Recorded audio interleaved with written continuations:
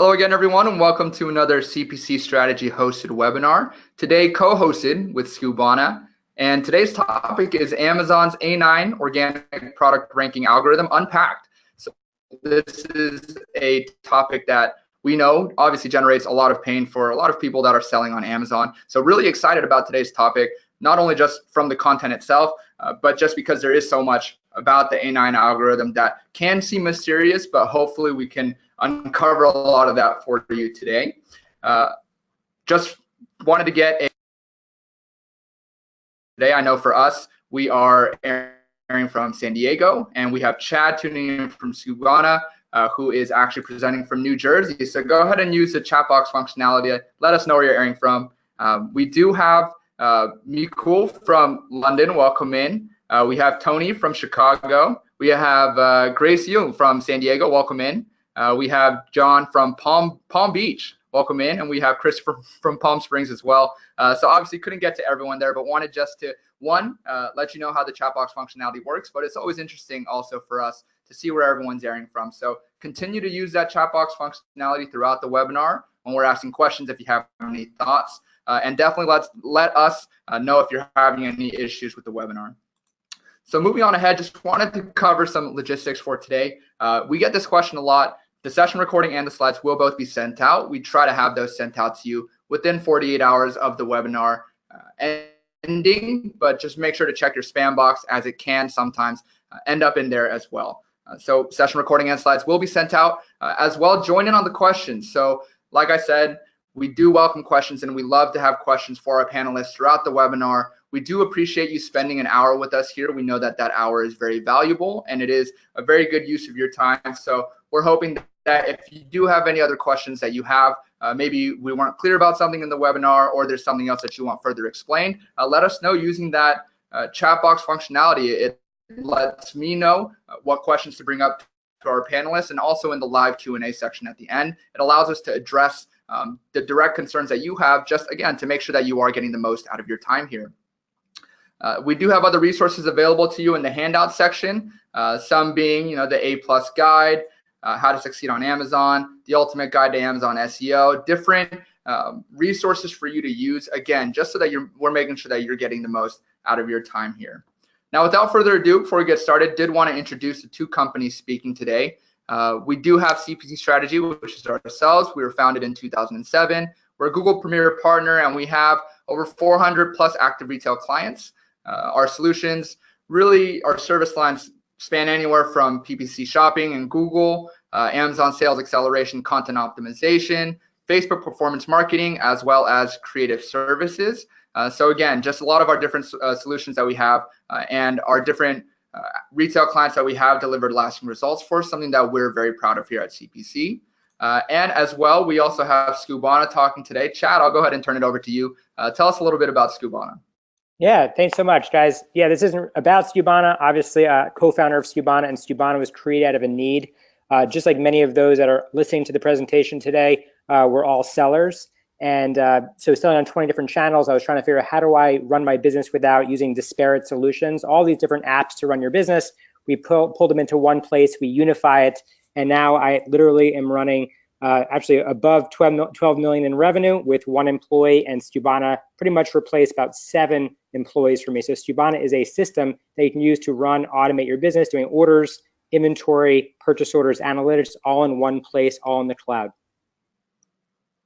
Awesome, sounds great. And so now that we've introduced both the companies speaking, did want to introduce our speakers today. We have Pat Petriello, Head of Marketplace Strategy over at CPC Strategy, as well as Nancy Lee McLaughlin, the Manager of Marketplace Strategy. And like I said, we just introduced Chad Rubin, CEO and co-founder of Skubana. Pat, I just want to kind of turn it over to you. Tell us a little bit about yourself. Yeah, Anson, thank you for the introduction, and really thank you to everybody who's joining us today. We really do appreciate your time. We know that your time is valuable, and our goal is to make sure that you learn something from this and come out with some actionable insights that you can apply against your business. So again, thank you. My name's Pat Petriello. I head up Marketplace Strategy at CPC. I've worked both at Amazon inside the mothership, so to speak, and also on the seller side as well. And really thankful and fortunate today to be joined by 2 other top class experts in the field, Nancy Lee McLaughlin and Chad Rubin. Nancy? Thanks, Pat. Yeah, very excited to be chatting with you all today. As Pat mentioned, my name is Nancy McLaughlin.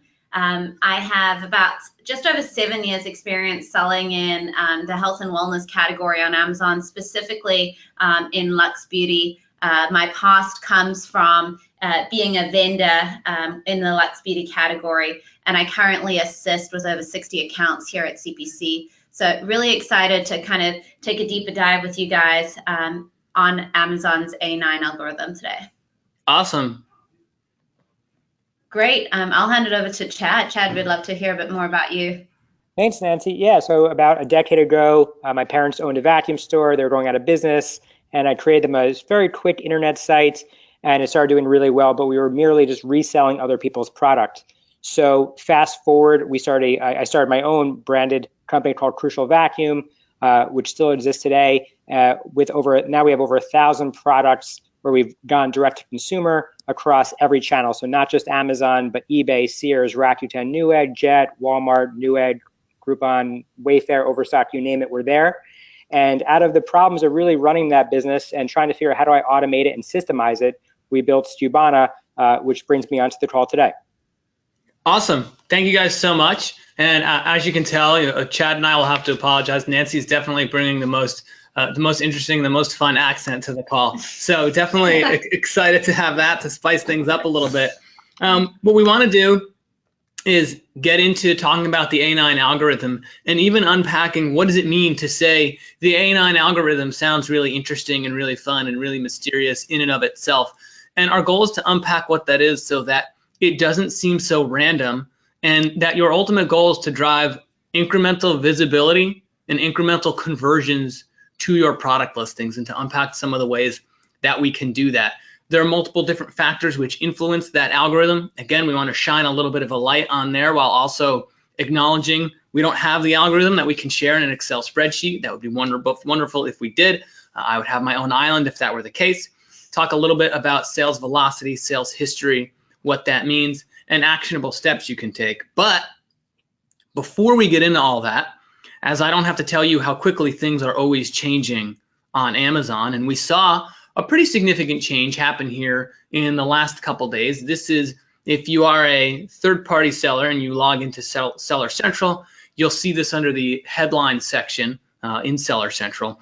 And this is just I don't want to spend too much time here because it's not really relevant to the A9 algorithm, but it's just a quick piece of news about changing referral fees on Amazon. This is specific for jewelry sellers. This is specific for shoes, handbags, and sunglass sellers.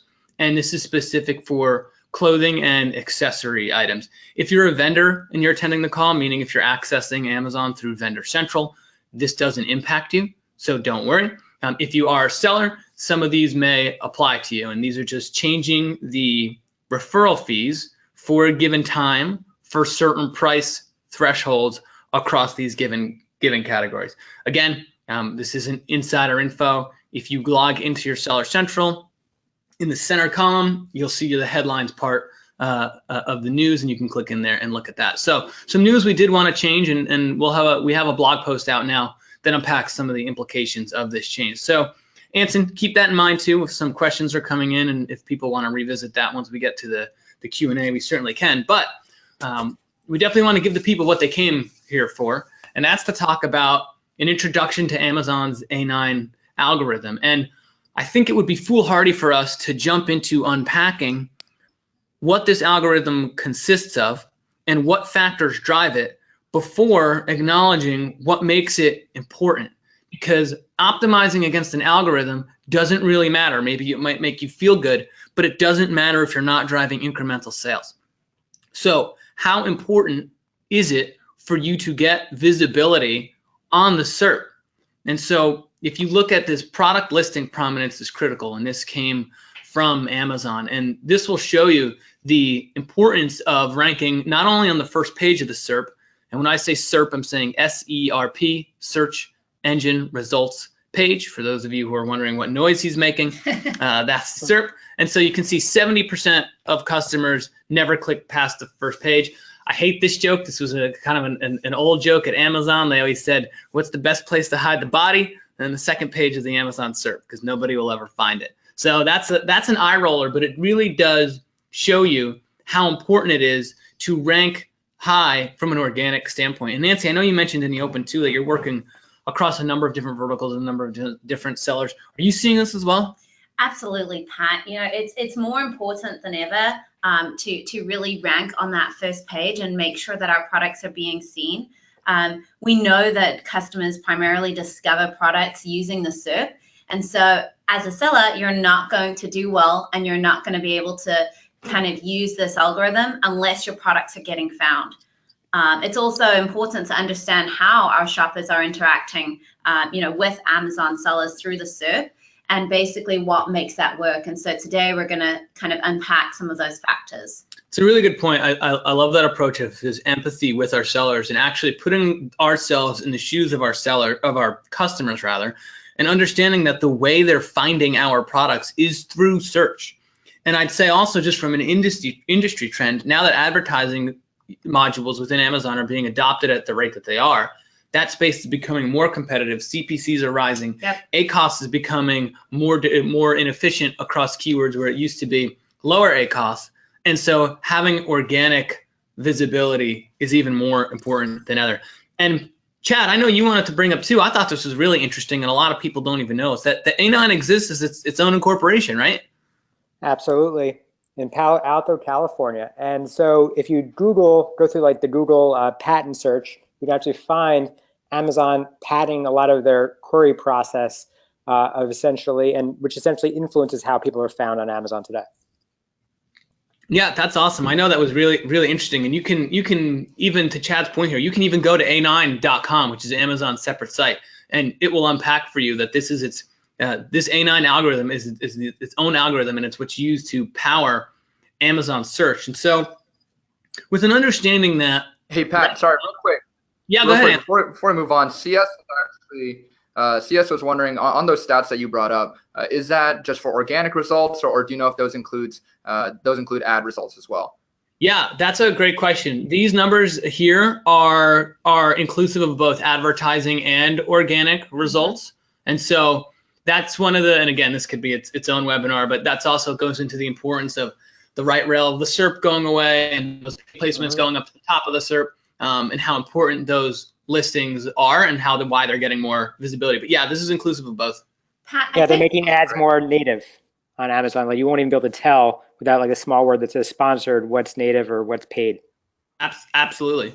Yeah, and something also just to note here is that, this is relative to the keyword that you're typing into that search bar. So, what you might type for organic neck cream, that SERP is going to look different to just, the broader term of neck cream. So these, just kind of keep that in mind as we work through this. It's relative to the keywords that you're typing in. That is true. We often get a question of, what is the organic rank for my product? And that's actually an incomplete question, because an organic rank has to include both a product and a search term. And so when we're saying ranking, we're talking about the ranking on the SERP for a given search term. So not, BSR, bestseller rank, nothing like that. Great clarification, Nancy. Anson, did I answer the question? Can we move forward? Yeah, definitely. Thanks for answering that, Pat. Yeah, of course. So with that all being said, we want to actually talk about what are the factors that influence the algorithm. What things are Amazon considering when they're actually determining where products show up on the SERP? And this is where I kind of want to go and just break down, not a myth, that's too strong, but there is this sense that the A9 algorithm is random. It's Amazon just pushing people around. Oh, they don't like my products. It can oftentimes feel personal. There's a lot of guessing. Even in the community, we read blogs that talk about hacks and do these 5 quick things with your title and you'll automatically rank on the first page, make $30 million in a week. And really, if we just sit back for a moment, and one of the best places to start is don't take my opinion or Nancy's opinion or Chad's opinion. Just let's see, what is Amazon actually telling us? And so if you're in Seller Central, you can go into the help section and you can search for the title here, optimize listings for search, and actually look at what Amazon tells us. Customers have to find your products before they can buy. Discoverability leads to buyability, and Chad's going to talk a whole lot about the difference between getting found and converting later on. There's some great stuff that's coming down the pike here. But customers search by entering keywords, which are then matched against information. So this is your text match relevancy, titles, descriptions, bullet points, and so on, that you provide. So what factors influence Amazon's A9 algorithm? Text match, we're going to unpack that. Price, pretty self-explanatory. If you've shopped on Amazon, you see that cheaper products tend to rank higher than more expensive products. If you are a luxury seller who's attending this right now, you're shaking your head and it's very frustrating. Availability, in stock inventory. Selection, that's making sure you have that product in stock in the different variations. And sales history. That last one, sales history, we're going to talk a lot about today because that ultimately is basically the most important factor. And so if you provide all that information and you drive sales history, you can increase the discoverability, the visibility of your product. Put into graphical form, and we'll revisit this later because this ultimately is what we're driving at, and this is unpacking Amazon's organic ranking, is there are direct factors and indirect factors. And I want to just take a brief moment to define a direct factor versus an indirect factor. Direct factors are pieces of data that Amazon can algorithmically essentially scrape and index to determine where a product may rank on a search. So price is just a number. Text match relevancy, that's a match between the search query a customer has put into Amazon's search bar, communicates their intent, and the actual product content associated with that ASIN. So your title, your bullet points, your description, your backend search terms to a lesser extent. And then of course, your availability. So Amazon would be a pretty bad shopping experience if they were highlighting products which were out of stock. For indirect factors, these are indirect factors in that Amazon is not indexing them directly, Amazon is not scraping for them, but they are all components which drive towards sales velocity. If you're an FBA seller or a vendor, you're going to sell more than if you're not. If you have a good amount of reviews and a high review score, and so let's say over at least 4.3 review score, you're going to sell more than if you don't. High quality images, EBC, A+ content, advertising, all these things which drive incremental sales velocity are the indirect factors that will also help drive more sales velocity. Nancy, is there anything you wanted to add to that? Yeah, I think it's really important to look at this as a whole picture. So, as we're kind of working through some of these factors, it's very easy to get caught up on all my images look great and they follow Amazon TOS and things like that. But when we're looking at this infographic, it's really one piece of a larger puzzle that directly, or indirectly influences our organic rank. So let's get into unpacking some of these factors. Yeah, agreed. And so where we'll start here is with some of the direct factors. So the sales velocity and text match. And we won't go into too much detail around text match because Chad is going to dive into that a little bit more. But I do want to talk about sales velocity. And admittedly, we are using sales velocity and sales history interchangeably here. Mm-hmm. There are some folks who define sales history as the total sales history of an ASIN from whenever it started on the platform, whereas sales velocity is only a recent look back. But very quickly, put yourself in Amazon's shoes, think of Amazon's goals, and that helps define why this makes sense to them, is that Amazon exists as a conversion engine. Their goal is to be the best place in the world for shoppers to shop and find the thing that they want. What's the best signal, most direct signal that Amazon can use to determine that a product is a good fit for a given search intent? Is that if somebody types a search in and then people actually end up buying it. And Nancy, you said relativity earlier when you were talking about where to rank on a page. I know we were talking about something interesting too. About this is all relative to your competition as well. Is that right? Absolutely. And so again, just kind of focusing on why this is the most important factor for organic rank. Again, a sale is a conversion, and a conversion indicates to Amazon that our product was relevant to that customer. So it's kind of making that link and telling Amazon we're providing and we're meeting the need of the customer by, showing them this product. And so that's what Amazon is looking for in terms of, sales velocity, and that's a key indicator there. That being said, if you see 100% year-over-year growth, or even 8% in some categories, 3% in other categories, which may be amazing for you, and you're like, why aren't we ranking on page 1? Something to note is you can use some 3P tools that will show you the average amount of sales velocity per day. Something that I work with my clients is seeing what the people who are ranking for number 1 are selling. So if we think 100 units is amazing per day, but our competitor is selling 200 units, that's all relative to how much our competitor is selling. So we kind of have to be selling more than them to beat them on that organic rank. Yeah, that's a great call out. And I know some of the more popular tools out there in that are Jungle Scout, and also Viral Launch has a tool called Market Intelligence, both of which are very good. For transparency's sake, we are not partners or in any way connected with either of those. Those are just great tools that we use as well. I know what do you think about Unicorn Smasher, since it's free? I haven't played around with that as much. What's your take? I like it. I mean, especially for those that just want to play around with the tool. Viral Launch is great. They have a lot of great information as well. Jungle Scout too. So there's just a lot of options out there. There's even more than what we've just mentioned, but these are a great place to start. Yeah. And there is by the way, there's always going to be a delta between all of them. There's discrepancies. So sometimes it's good to actually see what each of them are reporting and maybe average what the units sold are, and then you can back into what the revenue amount is. That's a great point, Chad. And I think, that's really the best way to do it, even as you kind of take pieces of the puzzle, because there's so many opinions on Amazon and, different ideas and tools and things like that. So really take kind of that high level approach and use every tool and use the tools that are available to you. Yeah, and I'm going to talk a little more about why I really have steered away from using those tools coming up. Great. Yeah, awesome. I know, Chad, I was just about to say, talk a little bit more about relevancy too, and how Amazon uses conversion for that. One last thing I wanted to say before we move on, I know I want to keep things moving in the interest of time here, is that a question we often get is, what's the latency that Amazon uses to determine sales velocity? Is it the last 24 hours? Is it the last 48 hours? Is it the last month? I can tell you that we don't have the exact answer to that.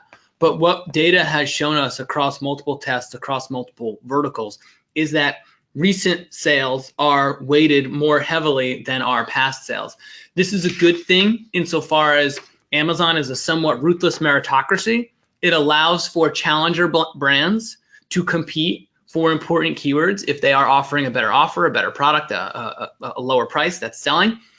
It also means that if you are a lead brand, you can't rest on your laurels just because you've been on the platform for 8 years. You have to continuously prove yourself, and proving yourself comes through sales velocity and sales history. So the takeaway from that is your sales history matters. More recent data tends to be weighted more heavily, which does make sense because as a consumer, you don't want to go to Amazon, do a search, and get the same thing you saw 5 years ago. You'd probably stop going to Amazon, and it wouldn't be good. So we could talk about this for a long time, but we're already 25 past the hour here. So let's keep going. Not with my background, actually, but with the next slide, although that was a fairly beautiful sunset. One of the parts of sales velocity we saw was the indirect factors. The indirect factors are things which basically drive conversion. And to me, conversion is all about confidence and replicating the same experience your customer would get if they could take your item off the shelf, but replicating that in a 2D experience. Nancy, is that what you've seen success with doing as well? Absolutely, especially, in a category where we're used to people going into brick and mortar. So let's use, Luxe Beauty, for example. It's really tough sometimes for Luxe Beauty clients to communicate their value on Amazon. So this is really a great opportunity to do that, to provide additional context or unique selling points that they may not be able to necessarily get. So I would highly encourage anybody that is not using EBC or A+ to kind of start thinking about that for sure. Absolutely, and just some other components of that. If you're a vendor on here, the vendor A+ pages were just made available and free to everyone. Correct. So you don't have to pay to get those.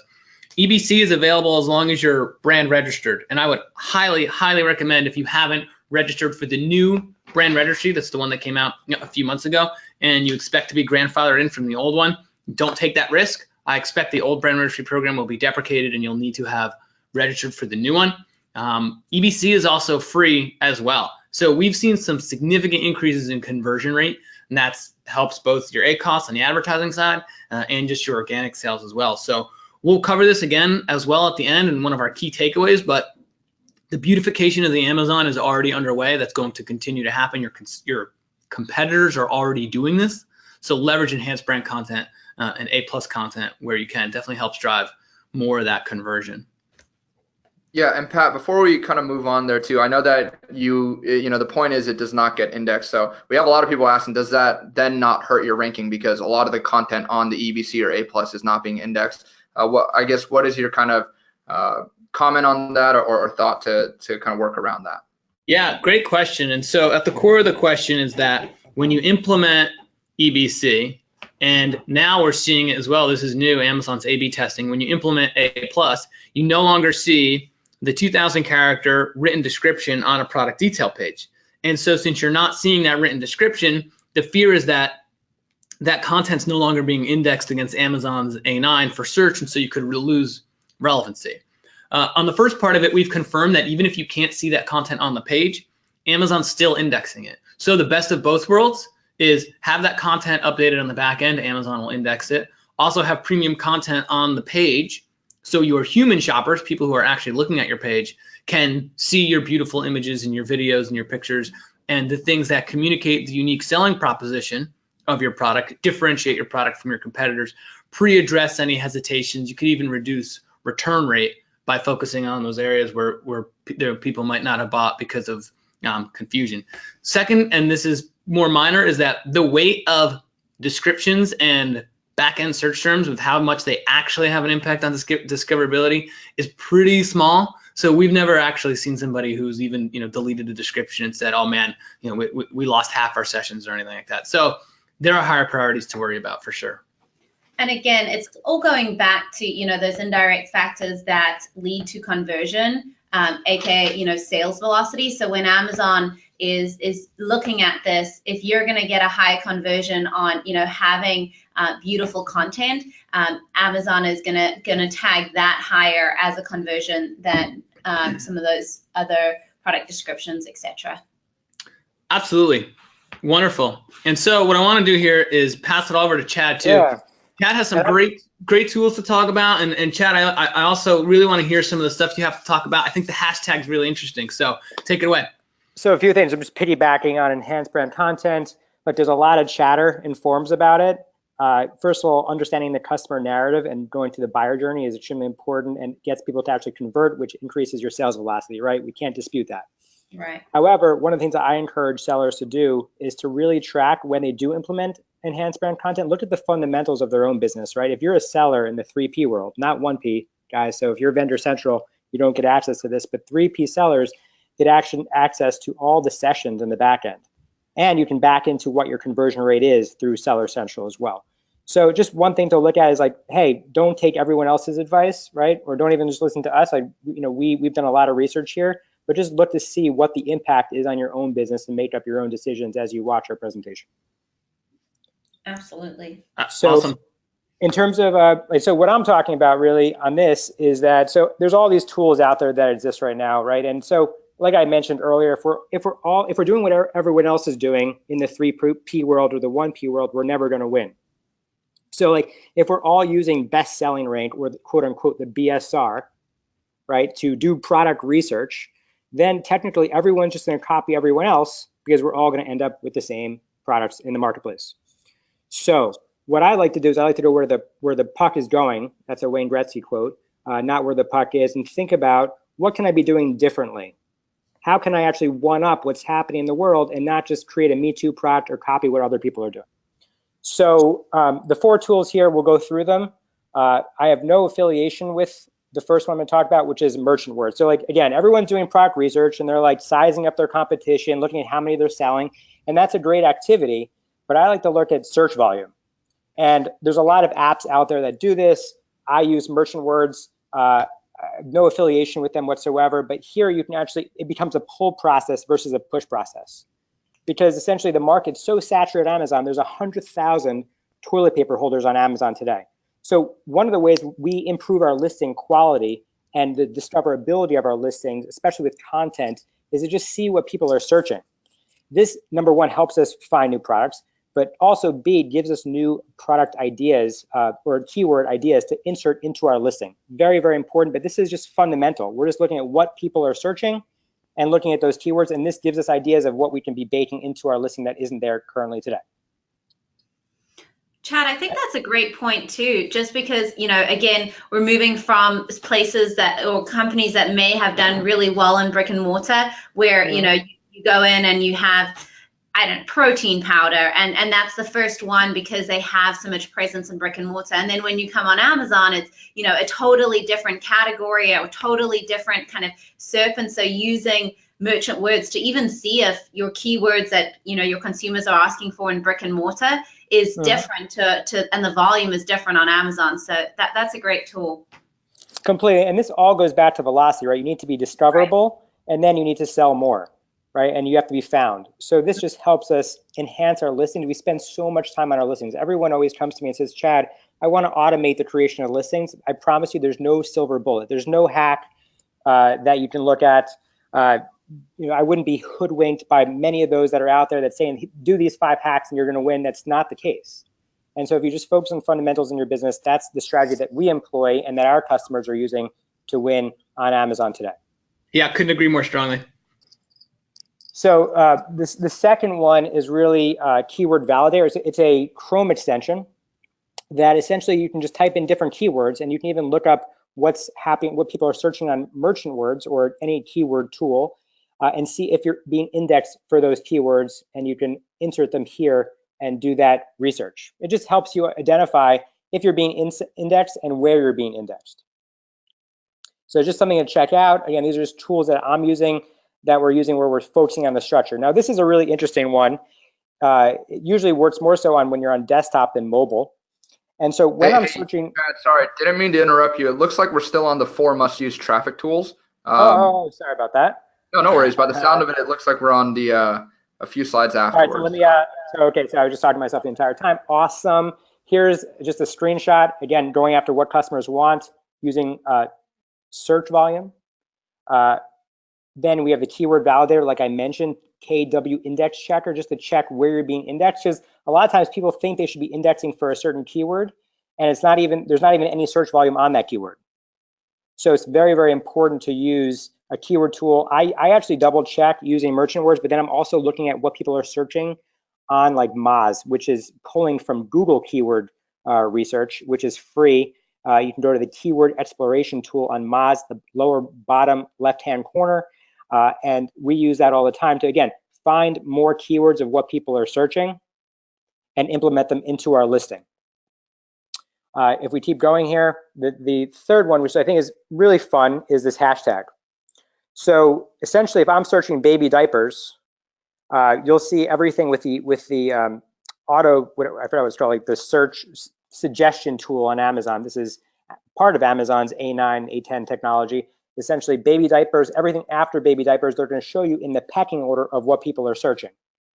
So I get to see what people are searching. That's great, in priority order. But if you go to the next screen, if you simply, while you have that search box open and you put a hashtag beforehand, they're showing you everything that people are searching before the baby diaper.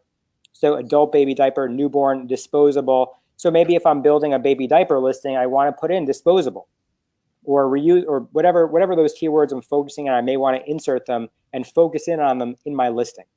To what? Increase my discoverability, which eventually will increase your velocity, or hopefully increases your velocity. Pretty cool, right? I think this is great. I remember we talked about this on a previous webinar, just the fact that you can do this, and even as a quick hit to kind of pull this up is another interesting little tool to have, and that not everybody's doing. Totally. So we're putting a lot of time into building better listings. In fact, even after being on Amazon for a decade, we're still building better listings, and I'll talk about what I'm just doing right now. But search term report, we're pulling this from the advertising report in Amazon, where we can see exactly what people are searching on. from auto campaigns and pull them into our own listings if we didn't think to actually include those either keywords that we want to focus in on in our listing. So we're using this information to pull it back into our listings. And like I said before, like it's a never-ending process. Our listings are a living, doc and breathing digital shelf space. So like for right now, we're redoing all of our photos, and we'll get into photos, etc. But like we have 3,000 listings on Amazon, and we're redoing every single photo, 5 to 7 photos on average for every listing that we're building. Yeah, Chad, we use the search term report very extensively here, and one of the things, and we're pretty obsessive about this, is that we like to make sure we're using the depth of data to make decisions and not going off emotion or wanting a product to succeed at all costs. Is actually saying, and this is what you're talking about, where are we relevant? Where are we showing up? Where are people finding our products? How are they clicking through to them? And then using that data to A/B test. And you also mentioned too, it's a continual process. It's not, okay, our detail page is done. It's ever evolving based on consumer interest and where you're getting relevancy. Nancy, I don't know if that's what you're gonna. Yeah, absolutely. I think this is a great point to bring up, Chad, because even on CPC side, when we're kind of initially setting up our clients and kind of moving through that, we'll run autos at a higher bid so that we can understand where that product sits relative to the Amazon consumer. And so we will use that auto sponsored products report to kind of start to discover how are our Amazon customers finding our product.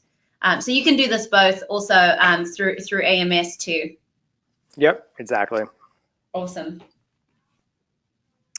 And so really the takeaway here is Amazon's really trying to get sellers to write better listings. So it's forcing sellers to up their game and get a little more strategic with keyword research, building better listings, because, well, if your listings do better, that means Amazon does better because they're going to make more money. So 250 backend keywords, Amazon made this announcement back at the end of 2017.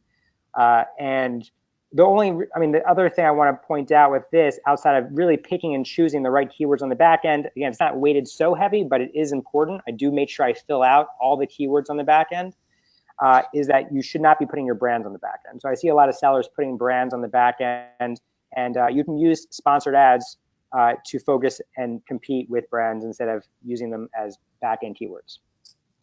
Yeah, absolutely agree with that. We were working with a seller, this was maybe 6 months ago, who was asking why they were having products suppressed, and it was directly as a result of trying to put a brand in a back end search term. Totally agree with Chad here in terms of not doing that. And to be honest with you, targeted sponsored products, you can target those brand names. That's within Amazon's TFS, and you're going to get much more effective results. Totally. All right, so we're going to keep moving here. Rapid pace, rapid fire. So the first thing is you need to get more traffic or acquire traffic, and then you need to convert that traffic. Conversion, obviously, rolls up back into velocity. So those are the two levers you can really pull. And I'm trying to go to the next slide here. So like most people really don't spend a lot of time converting clients, or a lot of money spending converting clients. And it really goes back to, I think from my end, is like building a proper foundation and constantly iterating on it. So for every $90 companies spend acquiring customers, only $1 is spent converting them. So we spend most of I have one employee, she spends all of her time like building better listings, and we're constantly iterating on the process. So like with Google, they just care about click-through rate. With Amazon, they care about your buy rate. So very, very different models, because Amazon only makes money when they take a percentage off the top, right? The 15% in home and garden, or 20% now for jewelry above $200 or below $250. So just to cover sort of some of the basics, I like to look at people that are doing really well in the industry. And so, Anchor to me is the number one seller on Amazon and the number one private label seller on Amazon. So I like to see what they're doing, how they're doing it. And then I look at some other companies that also have the bestseller ranked badge, just to understand what's happening. So again, instead of using a tool, anyone can use a tool, right? A fool with a tool is still a fool. So we're really spending a lot of time mining the back end of Amazon's database, because it's so rich with content and information. and you can really understand the secrets of what people are doing by just analyzing what's happening. So we're looking at titles of people that are crushing it. Hey, Chad. Yeah. Sorry, I'm interrupt. Can I just jump in 2 seconds to talk about the bestseller badge you mentioned last slide? Yeah, please. We don't have a slide on this, but I do think it's really cool. I know people ask a lot of questions about it, and people are primarily asking, what's the bestseller badge? Is it an ad placement? Can I pay for it? We get the same question around that for, what's the other one? Amazon's Choice. There's an Amazon's Choice badge too, and so people will say, hey, I see that. How much does that impact conversion? Can I pay for it? I just want to throw a little bit of information around there. If you do a search for Amazon, so let's say you go to Amazon, you search for wireless headphones, you will see maybe a half a dozen, probably even more product listings on that SERP, which have the bestseller badge associated with them. If you roll your mouse over the word bestseller badge, it'll pop up what category and subcat within Amazon that product is a bestseller for. So let's say for this product, you might roll over it and it might say, in outdoor cooking, and the next one might say in portable thermometers, and the next one might say in backyard grilling, and then the fifth one might say in outdoor patio furniture. And so those are all relative to the subcategory, which is determined by the ITK, the item type keyword that those products list in. If you see the Amazon's Choice badge, that's going to say Amazon's Choice for whatever search term it is that you typed in, even if there's a typo in it. So just to clarify, those are kind of like BSR, and that you're not going to optimize towards them. And if you're optimizing towards A9's algorithm and sales velocity, you increase the likelihood of getting those badges. But just to dispel any questions, those are not paid placements. You can't log into Amazon and say, okay, here's $500. I want the bestseller badge for Wednesday. So sorry to take you on a little tangent there, but I wanted to. No, that's a great nugget. And on the reverse side of that, there's sellers that try to game the system, which I do not buy into, which is essentially you'll be selling a probiotic, but list your product in wheatgrass because perhaps it's easier to rank and get that bestseller badge, and you get the badge and you stand out. But Amazon has been cracking down on that. We've definitely seen that a lot more and much more quickly. So yeah, we would definitely advise that you also do not do that. Great point. So images, I really don't want to. This is very important. A lot of people are like, images, whatever, right? Based on me analyzing, we have a report coming out where we've analyzed 3,000 of the top selling listings on Amazon, and it's coming out very shortly. Those that have 5 to 7, like the commonality with images is 5 to 7 images. Now, when you're searching on your mobile, people buy with their eyes and certainly don't like to read anymore. So, and they have an attention span of my cat, which is about 7 seconds. Or I think that gap is closing. It's going from 10 to 7 seconds. But anyway, I digress. Value propositions on your photos, secondary images, not primary images, but secondary images are allowed. You can put lifestyle images, you can put value props, and essentially you need to encourage and get the customer to go and click that gold button and check out to the buy box. So that's really the goal, and that's what we're trying to use, and that's why we're revamping all of our images, and we have a lot to do. But we're revamping all of our images, and we're using kind of similar infographics, kind of like Anchor is using here, where they have lifestyle, and everything is bringing you to the buy box. So light and compact, charge faster, save time, quality you can count on with their 18-month warranty. Just something to think about. Anything to add? No, I think Hey, Chad, sorry. Just want to make sure, I know that we have a lot of great content here, but just want to be very conscious of time too. Want to make sure that we have a little bit of time for Q&A at the end. So again, just wanted to kind of send a reminder that we do have a lot of content that we want to go over, but still being very mindful of the Q&A section at the end. Cool. So here's bullets. Capitalize your bullets. Optimize half for Amazon, half for the person, half for Amazon, and half for the consumer. Capitalized letters always work really well. So you want to create compelling bullets with your value propositions, not selling the feature, but asking yourself why. Why is this feature important? Absolutely, great point. And again, it just goes back to not actually being able to talk with your consumer in a store. So yeah, great point, Chad. And always to differentiate so that people want their customers to buy their products, but it has to be more than I want them to buy from me. It's actually communicating what makes this product unique, what makes it valuable, what makes this a good offer. Put your consumer hat on. Why should I buy this product from you, essentially? Absolutely. Totally. And go to your listing and look at what the frequently bought together is with your product. Perhaps consider making that product, or perhaps giving some sort of incentive or promotion to get people to buy one and get the other one at a certain discount. which will help influence frequently bought together. Awesome. Moving on quick. I think we talked about this yesterday. These emojis are starting to be removed. Amazon's starting to not allow you to put emojis in your coupon stack for compelling coupons. Right now, I think I'm still grandfathered in, so it's still working. But again, you can increase your average order value. Amazon is tracking your average order value because what happens? Well, if someone buys something for $1 and Amazon takes 15%, right? Amazon can make more money if someone's buying something for $10 or $15. So this is a direct comment with somebody where I'm having a chat with somebody where essentially they're saying that people that bought more than one item actually influence where they place. And it just goes back to the Amazon machine, not only sales velocity, but helping Amazon make more money. So Amazon does track unit session percentage. This is actually number of units divided by the number of sessions, which is the amount of people that are coming to your site. Again, we can have a whole webinar on this. I'm trying to speed up and go quick. So I know time is pressing. But we do spend a lot of time, by the way, looking at the back end unit session percentages and tracking our conversion rate and tracking the unit session percentage in the back end of Seller Central. Yeah, and Chad, if there's anything in particular you want to call out here too, we definitely don't want to rush past any nuggets. So feel free to get into it, whatever, if you'd like. Yeah, I think that's just an important one. Like again, looking at fundamentals, we track our sessions, our unit session percentage, and conversion rates on a monthly basis and on a SKU level. Like that's the kind of detail we're putting into tracking fundamentals and following. Like when we make these changes, how does it influence? Right? When we do a giveaway, does that influence anything? And so we found that it has an influence for us. And it makes sense because if you give away something, Amazon's not making more money.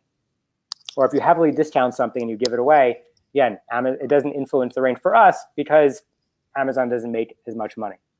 Great call out. This is just a really interesting nugget. This is essentially the first 5. So Amazon in the URL will place keywords in the URL. So in this case, in this URL, Sonicare Diamond Replacement Sonicare toothbrushes, you can see that that directly relates to the actual title in the Amazon listing. And I heard about this, I think through Viral Launch. They just said, look, this is a simple trick, and you can essentially put your most important keywords at the beginning of your title. And this will influence your URL and how it's structured. The URL structure is very important to Google, especially being found on Google organically as well. So the first 5 words, and you want to have them separated by a hyphen or a piped eliminator. And this is just one example of that being used. I know a lot of sellers are playing around with their titles to find that sweet spot on the URL. Anything you guys want to add on that? No, it's really interesting. I know I went really quick, but cool. Sorry. Okay. So moving on. So the URL, like Amazon is tracking you in the URL. This goes back to the patent that we brought up in the beginning of the session. The QID is really a little cookie that Amazon's using to track you. And so if we continue on, that cookie, the QID, right, is a timestamp. It's the number of seconds since January 1st, 1970. It's anyway, so Amazon's taking this into account in the algorithm. So they're saying, okay, Chad Rubin, place a search in New Jersey on today's date, which is the 24th.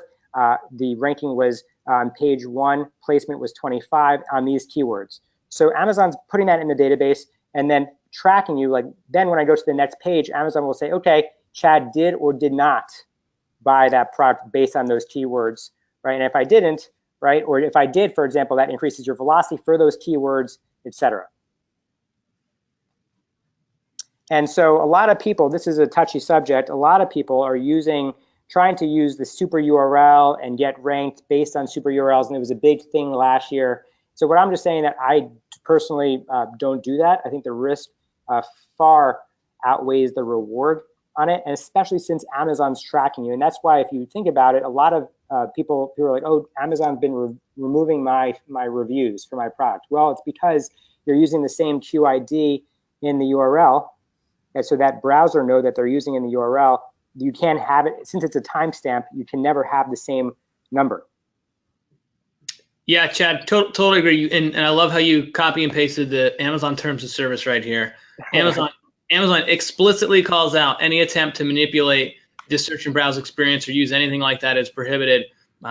We definitely do not advocate for doing anything like that. And that's not just to stay on board with Amazon's TOS, which is extremely important, but all of these fall into those buckets of hacks and things that we're not here to hack this. This is a professional business channel that we want to see a long-term success for ourselves and for our sellers. And that's by knowing how the rules work and by following them to the best of our abilities.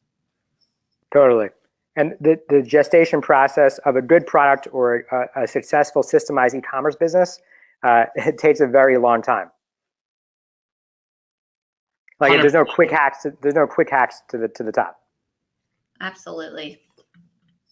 All right, trying to move on here to the page. Okay, so Amazon A9, I think Pat pointed this out, they have their own website. And if you check out the website and look at this slide, I typically ask people, like, what are you seeing? What is the most used word in this slide? Because this is where Amazon's describing their search intelligence for A9.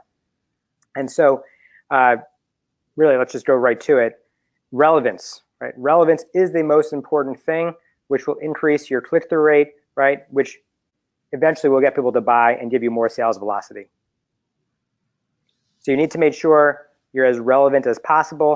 You're giving Amazon consumers what they want, and Amazon will give you what you need, which is increasing your visibility and placement within their search rank.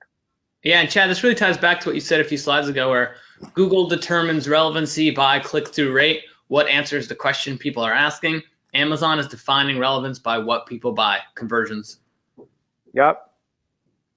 Cool.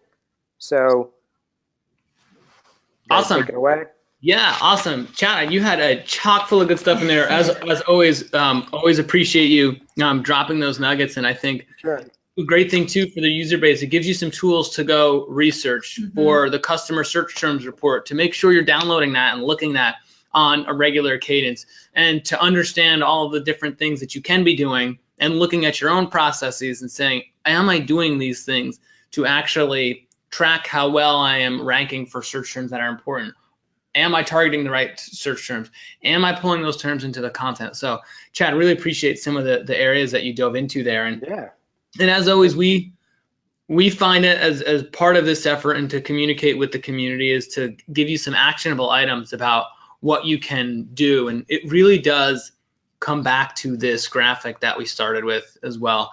It's first off, it's changing the mindset from Amazon's organic ranking algorithm is this totally random process by which Amazon selects favorites and positions them on the SERP in a haphazard way every given time. And if my product doesn't show up there, it's a personal vendetta against me, my brand, or my product.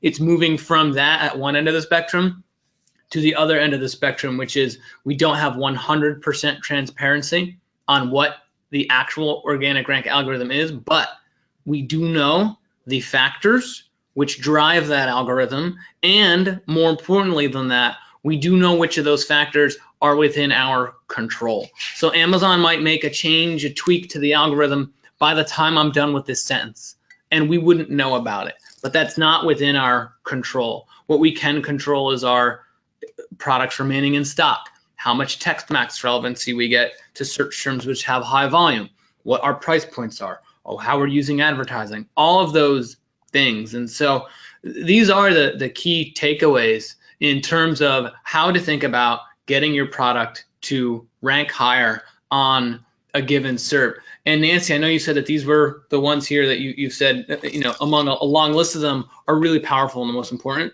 Absolutely, Pat. And I think, going back to your point on it is changing, and Amazon is a constantly evolving marketplace. But something that I like to remind my clients is keeping in mind Amazon's intention as a conversion engine. And so when you think about, how to align yourself or how to prioritize these things, think about it from a customer perspective, and what that consumer is going to get the most value out of. And so that is probably, where Amazon is also going to kind of put your product and see the most value in your detail page. So a couple things, to start working on or considering is really thinking about your content. So in terms of your titles, but also in terms of, EBC and A+. I definitely advise all my clients to be using EBC, A+, storefronts, and making sure that not only do they look good and they're easy to understand, but they're mobile optimized. And so, test it on your cell phone or on the app, things like that. And then also, make sure you're adding value to the consumer to help with that conversion rate. Yeah, absolutely. And it kind of goes back to what Chad said before too, is if you're doing the same thing everybody else is doing, that doesn't qualify as competitive advantage. And I can tell you that we interact with a lot of different sellers and vendors in this space, and not everybody is doing this. Chad, is there anything else that I know you have a bonus offer coming up ahead here too, but is there anything else you wanted to add to this as key takeaways? I think we've covered it. Great. Awesome. Let's jump into Anson. Is there anything you wanted to talk about here? Yeah, definitely. So a few things. One, I know we had a lot of great questions, and we'll still take a little bit of time at the end. I know we're coming close to the end of the session here, but to answer some of your questions and some of the most frequent questions that we received. But I can guarantee that we won't go over all the questions, and I do apologize for that. There are a lot of attendees, which is always great. So if you do have any other questions and you do have anything that you want answered, feel free to schedule your complimentary Amazon strategy evaluation with us. I just shared a link where you can sign up and, again, have any questions that we weren't able to get to answered. But like I said, we will have a live Q&A session here towards the end for a little bit. I will turn it over to Chad, though. I know, Chad, you do have an offer that you'd like to give to any of the attendees tuning in. Cool. Yeah, so on the next slide, okay, here we go. So here's my bonus, right? So Prosper Show, it's the largest Amazon seller conference in the United States, and I believe the world. We'll have about 1,500 people that are there. You can use this link here to apply for my giveaway. We'll be giving away discount codes for Prosper, $100 off your ticket. They will sell out. So I'm going to give it away. Be the first to apply using this link, bit.ly/Prosper 2018. Looking forward to being there. I know CPC Strategy will also be there joining us, and you can pick our brain the entire time. I'll be at our booth hanging out. So if you want to come talk about what we talked about, or if I mumbled or briefed over things, please come up to me and say hello, and please apply for the discount code. Yep, that's awesome. We will be there. Awesome, great. So yeah, again, did want to go into a little bit of a live Q&A. We will go over around 5 minutes or so, but did want to give our speakers an opportunity to answer some questions. Chad, we'll go ahead and start with you. I know you mentioned the search term report, and a lot of people are asking where they can view this information, where you got those numbers from. Is it in Seller Central and other things of that sort? Yeah, so in Seller Central, when you log in to the dashboard, I think you go up to the top and you go to, I believe, is it under advertising? Or Pat, you may know this better than me because this is your focus. I think it's either under reports, advertising. Is that right? Yeah, it's under advertising. It's under reports. You'll get a different suite of reports in there. If you're not the admin user on a given account, if you're maybe logging in and saying, hey, I can't see it, just make sure it could be something as simple as your user permissions. So if you're somebody working for a brand and maybe you've only been given limited user permissions, you might just have to click a box to see them. Nancy, I know you mentioned too that you can find those reports within AMS. So any of you who are running AMS, so typically vendors, or if you're a 3P who has run AMS through Vendor Express, is it AMS as well? Absolutely. So yeah, it's a little different, but still really valuable info in there. So I would take the time to kind of work through that. You'll just go in to each campaign and download your search term report within your AMS platform. So yeah, pretty similar once you're in AMS, and easy to do. And then you can just filter it. I like to filter it by orders, but also just look at high click-through rate for that too, because it kind of gives an idea of where my consumer is going. Cool. Great. Yeah. So I think we have time for around, again, roughly just 4 questions here, kind of firing pretty quickly.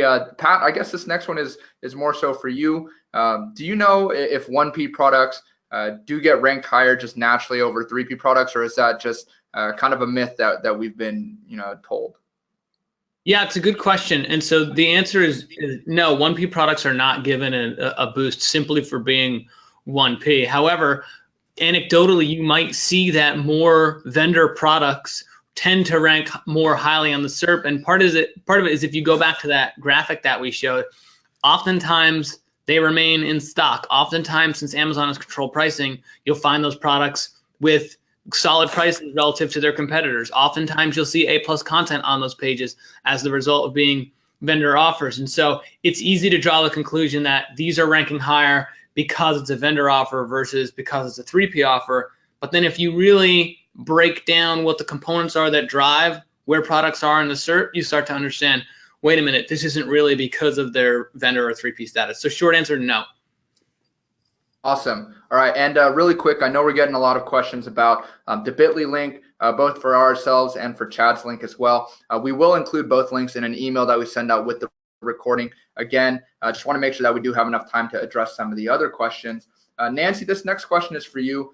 This is from Agnes. I believe that's how you say your name. How can we increase traffic if we've already kind of done everything from optimizing our listings, adding high quality photos, and kind of using sponsored products? Is there anything that you think that they might be missing in terms of their overall strategy?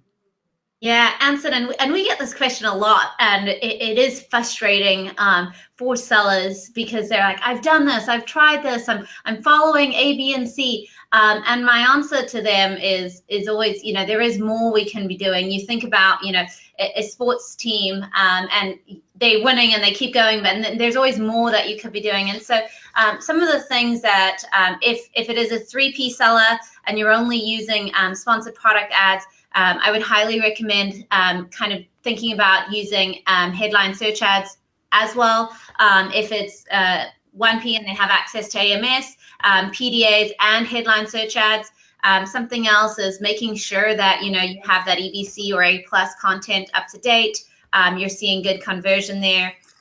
Couple other ideas are, you know, something we're testing a lot lately is driving traffic from other sources like Facebook or, you know, Instagram to, you know, your detail page on Amazon. And then finally, something that's more of a test and I've seen do really well in certain categories is expand your keyword targeting. So you think about, you know, sponsored products for protein powder, and they're kind of aggressively going after protein powder only for sponsored products. Think about the consumer that is searching for protein powder. Maybe you're going to target running shoes or, you know, weights or something like that, and start to kind of broaden that thinking for category specific keywords.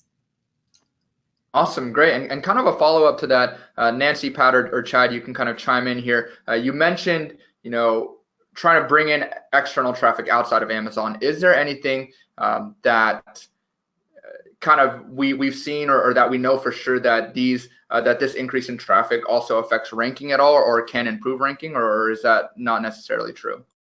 Yeah, so I'll just jump on that real quick. What I would do is, annoyingly, I would answer that question with a question. And I would say, if we go back and look at what the factors are which impact the organic rank algorithm, and if we know that sales velocity is one of the most important components to drive that, and if we can do any type of targeted, so not just driving cheap garbage traffic from an external source, if you can drive targeted traffic back to your listing and that traffic converts, those conversions drive sales velocity. Amazon's ranking algorithm isn't doing sales velocity and then saying, but only if it comes from this source or only if it comes from organic. If the traffic converts, it sends a signal to Amazon that that product satisfies the need, and it will help accelerate that flywheel faster. Awesome, great. And one last question, I guess, and this is more so a general question.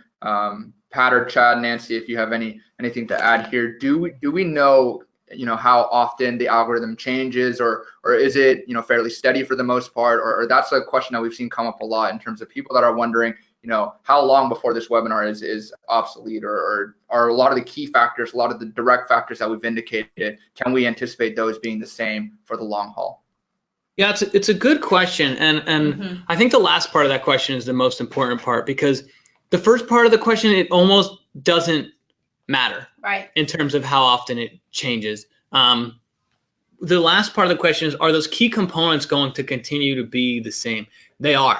Are the weightings going to potentially be slightly tweaked, or the latency of what's considered going to slightly be tweaked? Yes, but is it ever going to change that Amazon is going to not want you to deliver the highest quality experience for customers on the platform? No, that's never going to change ever, really. And so if that is our guiding light of what's going to increase conversions and be a good shopping experience for customers, that's a North Star you can stick to for the long haul. So what's going to make Amazon the most money, which will help you make more money? What I always say is, like, what you know in e-commerce expires after 3 to 6 months. Specifically to Amazon, right? Amazon, they say that Amazon changed, it went from A9 to A10 early 2007. Like, someone emailed me, hey, Chad, by the way, you should call it A10. And so Amazon really made some changes early 2017 saying, hey, we're going to abolish incentivized reviews, right? Discounting for a review is a no-no. And they will continue to make tweaks to get out a lot of these inefficiencies that are in the system. So I don't know if anybody's ever done a search for maybe an iPhone X cell phone case. You have some perhaps Asian sellers that are gaming the system, trying to get rank, doing other sneaky tactics that Amazon's slowly going to start phasing out as they start to understand more and more what's happening. Awesome. Great. Again, I do apologize to the audience here. Could not answer all of your questions, but if you do want to ask us more questions, just shoot them over to webinars@cpcstrategy.com, and we'll be sure to address them there. Did want to take this time to thank our 3 speakers, Pat, Nancy, Chad. I know all throughout the webinar, we've been getting really positive responses of people saying, oh, this is great, really learned a lot. So did want to thank you guys for taking your time. And again, for the attendees, did want to thank you all as well for spending a little bit over an hour with us here. Again, we don't take your time here lightly, so we hope that you got what you were looking for. And as for us, we are signing off, hoping to see you in other future Amazon webinars, in the coming weeks, in the coming months. But that is us. That is all for us over here at CPC Strategy. Signing off from sunny San Diego and New Jersey. This is CPC Strategy. Thank you.